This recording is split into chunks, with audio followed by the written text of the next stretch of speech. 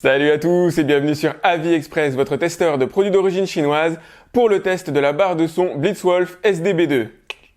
Si vous êtes déjà abonné à ma chaîne, vous avez probablement vu mon test de la Blitzwolf SDB1. Si c'est pas le cas, je vous mets le petit lien qui pointe vers ce test-là. Et ici, on n'est pas du tout sur une montée en gamme, on est sur une véritable barre de son différente avec de nouvelles enceintes à l'intérieur, de nouvelles fonctions, un son plus puissant, plus sympa. Vous allez voir, je vais essayer de le faire transparaître au mieux dans ma vidéo. C'est toujours assez difficile de vous montrer la qualité du son qu'on peut obtenir de ce genre d'enceinte, tout simplement parce que je filme en même temps que je diffuse du son sur l'enceinte. Ça rend pas forcément grâce au produit. Donc je vais essayer de bien vous décrire la chose pour que vous puissiez faire votre achat en connaissance de cause. À l'intérieur du package, vous aurez tout le nécessaire pour faire fonctionner la barre immédiatement. On a ici de l'optique, on a le coaxial, on a le jack vers RCA, jack vers jack, une extension qui va vous permettre de brancher un périphérique USB directement derrière, donc sans avoir à retourner la barre, le guide utilisateur, et je l'ai pas mis parce que je l'ai déjà branché, la prise électrique qui est française, la barre de son fonctionne bien sur du 220 volts, vous inquiétez pas. Je vais essayer de vous faire un travelling de folie. Donc une chose est sûre, c'est que l'enceinte s'est embourgeoisée par rapport à la précédente génération. Elle est plus sympathique, je trouve, comme ça, en gris clair métallisé. Ça résistera probablement mieux aussi à la poussière. En tout cas, elle se verra moins. Franchement, au niveau design, elle est vraiment sympa. Ça ne se voit plus en transparence comme c'était le cas sur la précédente génération. Mais à l'intérieur, on a 6 haut-parleurs. Donc on en a un situé là, un situé à l'autre extrémité. Un sur le devant, un autre ici. Et on a au centre 2 diaphragmes dédiés à la basse, donc aux basses fréquences. Autre preuve de l'embourgeoisement, on a maintenant des commandes digitales sur l'enceinte, ça c'est plutôt cool, avec un écran à l'avant. Sur le dessous, il y a un jeu de 8 patins qui permettront d'épargner vos meubles, pas comme mes enfants.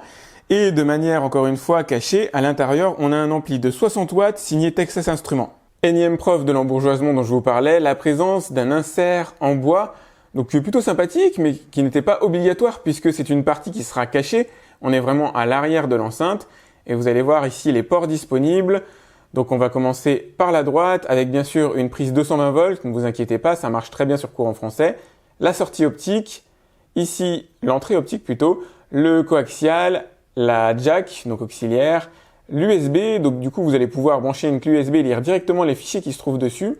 Et là, ce qui aurait pu être une très très bonne surprise, mais qui finalement avorte, c'est la sortie dédiée au caisson de basse. Moi, j'aurais bien aimé pouvoir au moins mettre dessus un caisson de basse actif ou un passif dans l'idéal, mais enfin ça, faut pas trop rêver, mais au moins un actif, et c'est toujours pas géré malheureusement par l'enceinte. En fait, il s'agit d'une prise qui va servir à brancher le caisson de basse de la marque. Donc il y en a un qui est prévu, un caisson de basse géré en Bluetooth. Donc ça, c'est plutôt cool, mais du coup, il faudra l'acheter séparément.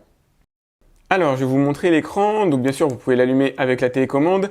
L'enceinte redémarre systématiquement au dernier volume que vous avez utilisé et sur le dernier port que vous avez utilisé. Donc, vous allez pouvoir, par exemple, mettre le Bluetooth et elle va se réappairer immédiatement avec le dernier périphérique que vous avez utilisé aussi. Donc là, elle est sûrement appairée immédiatement avec mon smartphone ou avec mon ordinateur, puisque c'est les 2 périphériques que j'ai utilisés essentiellement avec elle. Pour la télévision, j'utilise en ce qui me concerne l'optique. Donc voilà, c'est une question de choix. Vous allez pouvoir utiliser les menus qui se trouvent juste au-dessus ici. Hop. Et puis régler ce que vous voulez, le son, etc. Changer, allumer par exemple le coaxial, l'optique, le Bluetooth directement avec le petit écran qui est là. Ou sinon, utiliser la télécommande qui est vraiment super pratique. Alors, l'appairage en Bluetooth se fait exactement comme sur n'importe quel smartphone ou ordinateur. Vous allez dans les paramètres, vous vous assurez bien sûr que le Bluetooth est activé. Ensuite, si le périphérique, vous l'avez déjà détecté ou appairé, vous l'aurez dans la liste ici. Sinon, vous faites associer un nouvel appareil et puis il va aller le détecter. Moi, comme je l'ai déjà fait, il est là. Donc bien sûr, vous allumez le Bluetooth sur l'enceinte. Voilà, ça y est, c'est identifié. Et puis maintenant, normalement, il n'y a plus qu'à lancer un contenu. Allez, on va prendre le tout premier qui arrive. Et voilà. Everybody knows that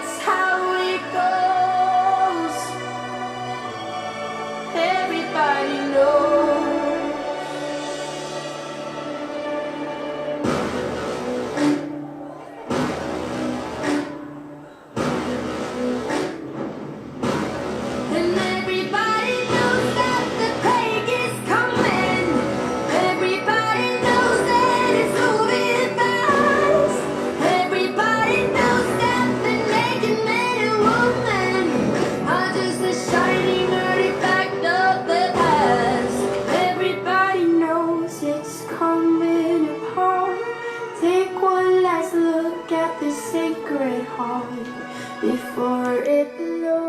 Là, c'est sans l'enceinte.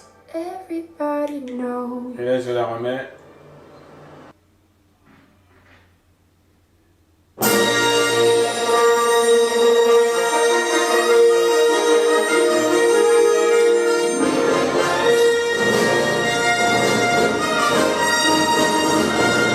Alors là, j'éteins l'enceinte, donc la barre de son. Il n'y a que ma télé. Et là, je vais réallumer.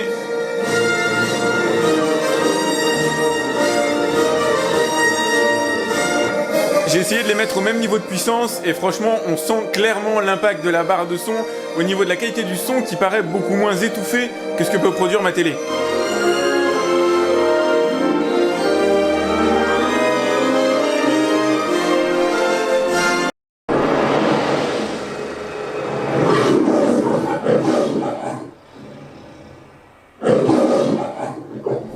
Il manque plus que la 3D et le lion va surgir de l'écran.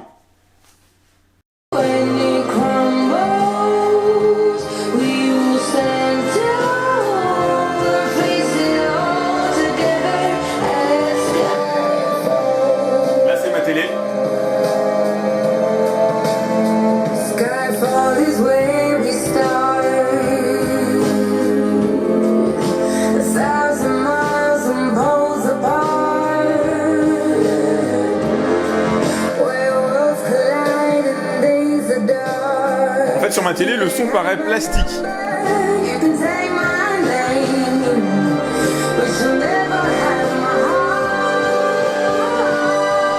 Suspendu. Une fois que vous allez y goûter, ça va être très difficile d'aller éteindre l'enceinte, croyez-moi. Suspendu. Droit d'assurer sa défense. Suspendu. Bon, désolé, c'est pas la scène la plus joyeuse de la Terre. Suspendu. Par décret. Je coupe volontairement l'image pour des raisons de droit d'auteur, tout simplement. Une personne coupable de piraterie. Nous s'associons à une personne coupable de piraterie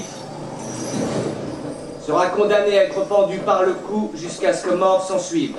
Alors là, je vais aller brancher petite clé USB à l'arrière de l'enceinte.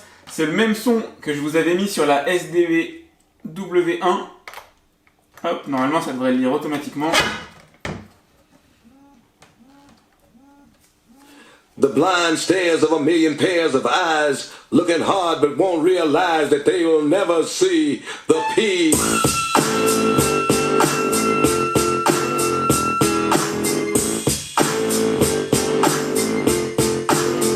Alors, comme je vous le disais en préambule, on n'est pas du tout sur la même barre de son que la SDB1, on est sur une véritable montée en gamme. On a des haut-parleurs à l'intérieur qui sont de nettement meilleure qualité, ça se ressent tout de suite. Donc on a un son qui prend la pièce, qui prend de l'ampleur dans la pièce, c'est exactement ce que je lui demande pour les films. Et on a aussi une basse longue à l'intérieur, on peut pas avoir de basse sèche, je vous en reparlerai juste après. On a une basse longue qui va permettre tout simplement à l'enceinte de donner du volume au son qu'elle va diffuser. Ça, c'est vraiment super important. Maintenant, comme je vous le disais, il n'y a pas de basse sèche, il n'y a pas de boom. Ça, c'est le gros manque. On peut pas l'avoir, bien sûr, dans ce genre d'enceinte. On aurait pu l'avoir s'ils avaient permis de brancher un caisson de basse actif ou passif à l'arrière. Ça va être possible, mais uniquement si vous achetez le caisson de chez Blitzwolf. C'est un peu normal qu'ils veulent rester dans leur écosystème. C'est assez logique, mais ça aurait été quand même sympathique. Pour 150 €, nous prévoir 2 fiches à l'arrière qui permettent au moins de brancher un caisson actif, ou une fiche, pardon, plutôt. Pour mettre un caisson actif, ça aurait été un peu le minimum, donc c'est un petit peu dommage à ce niveau-là. Je vous avais pas montré la télécommande, elle est terrible, elle réagit super bien, elle a exactement les fonctions que moi je veux avoir sur une télécommande. Donc vous allez pouvoir régler les différentes ambiances en haut. Et en fait, il n'y a pas besoin de rentrer dans des menus complexes. Vous appuyez sur le bouton qui vous intéresse et vous obtenez la fonctionnalité ad hoc. Donc pour le coup, vous allez pouvoir aussi régler en bas l'entrée que vous allez utiliser, donc l'optique, le coax, etc., le Bluetooth. Et ça fonctionne immédiatement. Le Bluetooth, moi j'ai appairé mon smartphone et mon ordinateur à l'enceinte, ça s'est passé sans aucun problème. Donc ça c'est plutôt cool, elle a été vraiment bien conçue. Elle est montée en gamme même dans, je regarde vers le bas parce que je l'ai en bas, même dans sa finition, dans les matériaux utilisés, même si l'arrière c'est pas du bois évidemment, C'est quand même déjà une belle version, vous n'aurez pas honte de l'afficher dans le salon, et ça c'est plutôt cool aussi. Elle est moins discrète que la précédente génération, mais franchement elle s'adapte très bien à un environnement télévisuel. En tout cas moi j'ai trouvé chez moi ça s'adapte vraiment super bien, donc pas de souci à ce niveau-là. Si vous avez aimé ce test, j'essaie de vous retranscrire, et c'est pas facile, les sonorités, surtout mettez-moi un petit like. N'hésitez pas à vous abonner à ma chaîne, je vous ai mis une petite icône qui doit traîner dans le coin. J'organise une tombola tous les mois qui vous permet de gagner un des produits que je teste. Donc vous faites un don d'1, 2, 3 euros. Si vous me donnez 2 euros par exemple, vous avez 2 chances de gagner le produit en jeu.